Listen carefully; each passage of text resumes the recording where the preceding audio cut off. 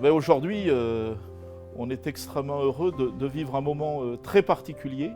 C'est accueillir plus d'une cinquantaine d'élèves issus d'établissements différents, avec des horizons différents, des cultures différentes, et puis réunis toutes et tous autour de la force, du dynamisme et du sens porté par la langue française. Je suis très excitée. Je trouve que c'est une belle opportunité pour elle de rencontrer, de voir d'autres gens des autres écoles. Et puis, c'est un exercice à un autre niveau.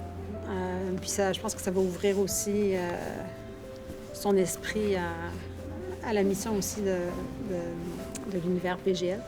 Et moi, ce que j'ai fait, c'est que j'ai cherché sur Google des dictées PGL et j'ai fait des dictées chez moi. Et après, je commets mes erreurs, je les révise et tout ça, ouais. Je peux faire de mon mieux, puis tant mieux si je passe. Donc j'effectue une première lecture des lendemains incertains. C'est sûr que c'est toujours avec beaucoup de fierté que je me retrouve dans des événements comme celui d'aujourd'hui.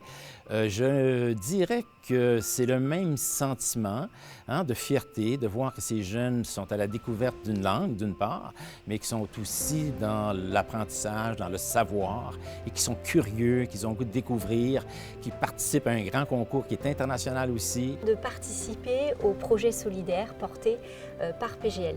Et c'est vrai qu'on vise pour ça de développer des valeurs aussi d'entraide, de tolérance, de partage, d'engagement chez nos élèves.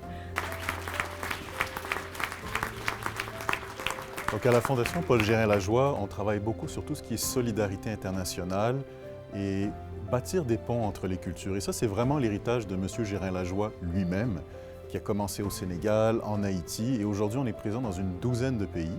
Donc c'est un beau résultat, puis on est très content de la dicter aujourd'hui.